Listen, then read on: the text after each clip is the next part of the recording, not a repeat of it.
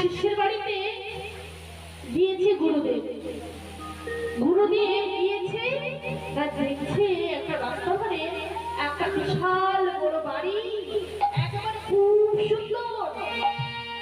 গুরুদেব মনে মনে ভাবছে এই বাড়িতে যদি একটা শিষ্য বানাতে পারতাম ভালো কিছু পেয়ে যেতাম। যদি আমি এখন ভালো গুরু ভালো কিছু একটা শিষ্য। আর এমন সময় ওই বাড়ি থেকে ভোলা দাঁড়িয়েছে। ভোলা দাঁড়িয়ে গুরুদেবের করে চোখ করে ছাড়া পড়ে। আরে ভোলা, কি রে? ভালো আছিস? ও ভোলা, এই বাড়িটা কার?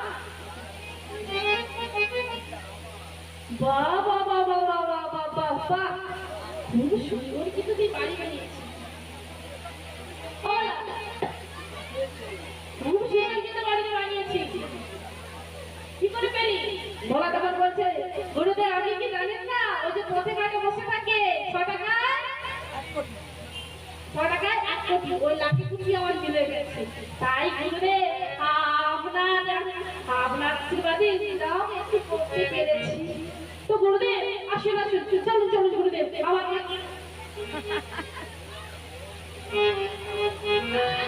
ঠান্ডা হলে ভালো, গরম পড়েছে তো। ঠান্ডা খাবেন? বেশ বেশ বসুন। আজকে কোনো অসুবিধা হয়নি তো? বাবা হরি গুরুদেব বলছে, বাবা যে গরম পড়েছে যেই না ঠান্ডা আনতে গেল একটা খুব সুন্দর নিচে থেকে ঠান্ডা দিচ্ছে। গুরুদেবের মুখটা দেখে এত ভালো লেগে গেল। কি করি যে বলি ভোলার কাছে এই ফ্রিজটা নেবো কেমন করে কেমন করে। ও ভোলা বাবা, ও এই যে ফ্রিজটা ও তোমাকে এনেছে সত্যি হ্যাপি লেগেছে। নন্দকুমার কে ঠিক করে দিয়েছে? ও বাসির বাড়িতে নিয়েছিল।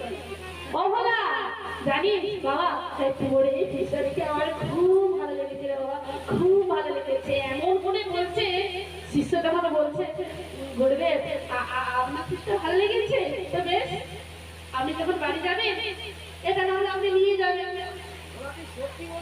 হ্যাঁ আপনি যখন যাবেন নিয়ে যাবেন, শিষ্য নিয়ে যান। শিষ্য বানিয়েছি।